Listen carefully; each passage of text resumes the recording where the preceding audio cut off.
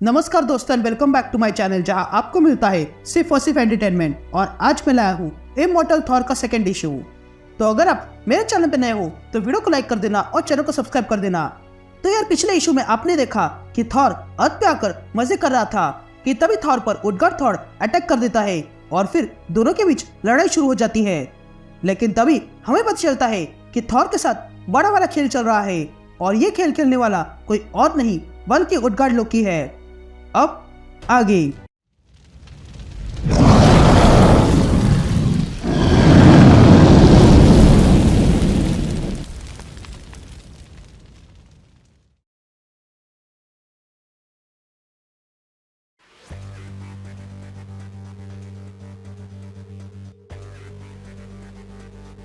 All right gang, तो इसी की शुरुआत में हम किसी की आवाज सुनते हैं जो कहता है कि ज्ञान सबसे बड़ी ताकत होती है, ऐसा मिडगार्ड वाले कहते हैं।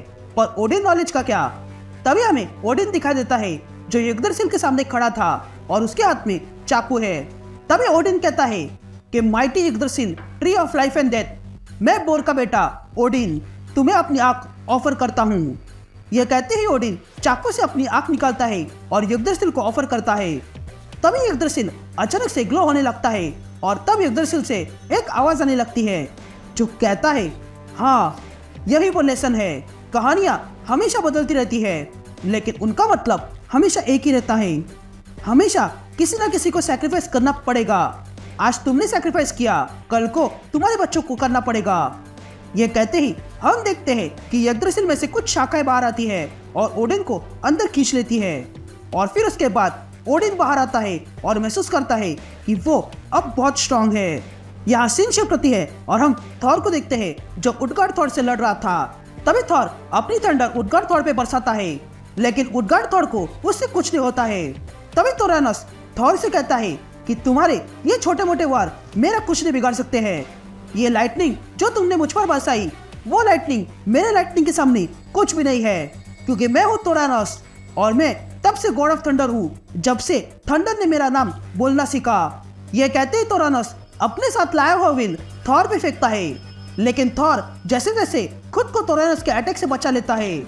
तभी थॉर खुद से कहने लगता है कि ये थोरानोस सही कह रहा है, मैं अपनी सारी पावर और ओडिन की पावर को मिलाकर इसका कुछ नहीं बिगाड़ पा रहा हूँ। ये बहुत ही पावरफुल है, इसे रोकने के लिए मुझे ऑल पावर का इस्तेमाल करना होगा। पर इस ऑल पावर को इस्तेमाल करने के लिए एक कीमत चुकानी पड़ती है और वो कीमत है ऑल स्लीप। और वैसे भी मैं इससे लड़कर काफी थकान महसूस कर रहा हूँ, लेकिन ये थोरानोस अब भी फ्रेश है। तभी थोरानोस थॉर से कहता है कि तुम जैसे छोटे गॉड्स का समय अब समाप्त हो चुका है।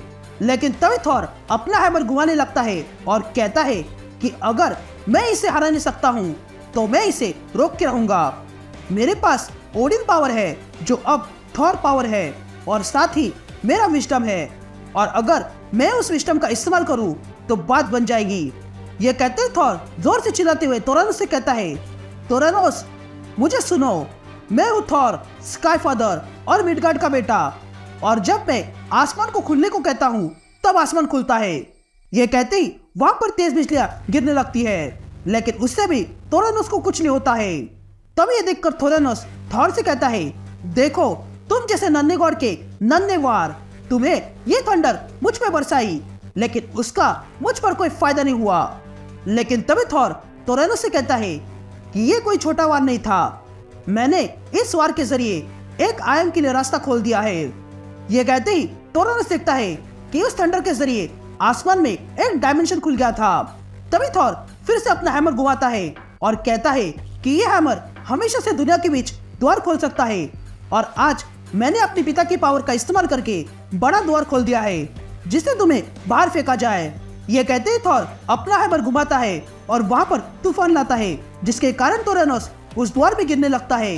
तभी थोरानोस थॉर से कहता है कि तुम मुझे इस तूफान के सहारे धकेल नहीं सकते हो, तुम तो गॉड नहीं बल्कि फूल हो, तुम जानते नहीं हो मेरी ताकत की कोई लिमिट नहीं है। ये कहते ही थोरानोस अपना हाथ आगे करके थॉर को पकड़ने लगता है, लेकिन थॉर इसके लिए तैयार था। और तब थॉर फिर से अपनी थंडर उस थोरानोस पे बरसाता है जिसके कारण थोरानोस उस द्वार के पीछे गिर जाता है और अगले ही पल वो द्वार बंद हो जाता है। तभी ये देखकर थॉर कहता है कि फाइनली ये काम हो गया। थोड़ी देर के लिए ही सही, लेकिन थोरेनोस परेशान नहीं करेगा। थोरेनोस अब दूर कहीं पर है, लेकिन वो मुझे ढूंढते हुए वापस जरूर आएगा। लेकिन अब मैं उससे लड़ने के मूड में नहीं हूँ।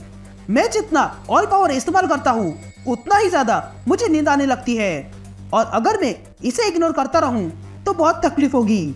ये मोटर सिटी थोरेनोस के अटैक में फंस गई थी, और मैं यहाँ ये देख सकता हूँ कि न जाने कितने लोग मारे गए हैं। थोरेनोस यहाँ आया था क्योंकि मैं यहाँ था, और वो ऐसे ही तबाही करते रहेगा जब तक मैं यहाँ हूँ, इसलिए मुझे ये ठीक करना होगा।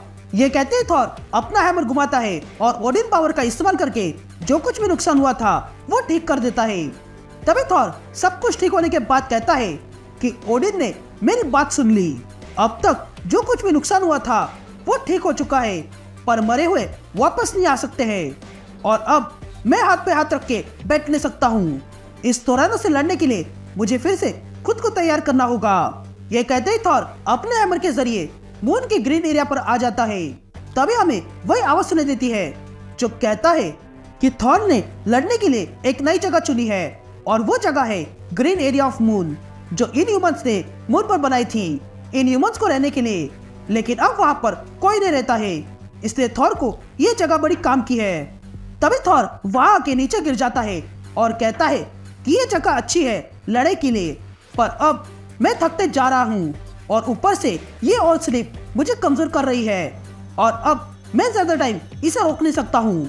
जब थोरेनोस मेरे लिए आएगा तब मैं जानता हूँ कि मैं तैयार नहीं रहूंगा। लेकिन तभी थॉर देखता है कि वहां पर लोकी आ चुका था। तभी लोकी थॉर से पूछता है कि क्या तुम मुझ पर भरोसा करते हो, जिस पर थॉर लोकी से कहता है, लोकी पहली बार तुम समय पर आए हो। यहाँ पर पुराना गॉड आया था जिसे रोकने के चक्कर में मुझे ऑल पावर इस्तेमाल करनी पड़ी, जिस पर लोकी थॉर से कहता है कि अगर तुमने ऐसा किया है तो तुम्हें अब ऑल स्लीप आ रही होगी। जिस पर थॉर कहता है, हाँ लेकिन मैं सो नहीं सकता हूँ, मुझे सबसे पहले जाकर गोल्डन एलिम को आगाह करना होगा, उसके बाद मुझे शर्म महसूस नहीं होगी सोस्त्रा से मदद मांगने में। लेकिन तभी लोकी फिर से थॉर को रोकता है और कहता है, थॉर तुमने मेरे सवाल का जवाब नहीं दिया, क्या तुम मुझ पर भरोसा करते हो? जिस पर थॉर कहता है कि ये कैसे सवाल है? जिस पर लोकी कहता है कि हाँ ये खास सवाल है और तुम्हें इसका जवाब देना होगा, तो बोलो क्या तुम मुझे एस्गार्ड के लॉयल सब्जेक्ट के नाते भरोसा करते हो? जिस पर थॉर हाँ कहता है। तभी लोकी पूछता है कि क्या तुम भाई के नाते मुझ पर भरोसा करते हो? जिस पर थॉर हाँ कहता है। तभी लोकी कहता है कि मेरा एक और सवाल है। जिस पर थॉर कहता है कि मैं अब बेहोश होने वाला हूँ। जिस पर लोकी थॉर से पूछता है कि क्या तुम मुझे दुश्मन के नाते भरोसा करते हो? जिस पर थॉर सोचता है और कहता है, हाँ मैं तुम्हें दुश्मन के नाते भरोसा करता हूँ। ये कहते ही लोकी का रूप बदल जाता है और वो थॉर से कहता है कि बहुत टाइम हुआ तुमसे मिलके। ये सुनते ही थॉर अपना हैमर कस के पकड़ लेता है और कहता है कि हाँ बहुत टाइम हुआ, और अगर वो समय वापस आ गया है तो यही सही, पर अब मैं पहले एक लड़ाई लड़ चुका हूँ और थका हुआ हूँ, तो मैं लोकी से सिर्फ एक सवाल पूछना चाहता हूँ कि क्या तुम खुद पे भरोसा करते हो? जिस पर लोकी कहता है, चलो देख लेते हैं। और यहीं पर ये इशू कंटिन्यू हो जाता है।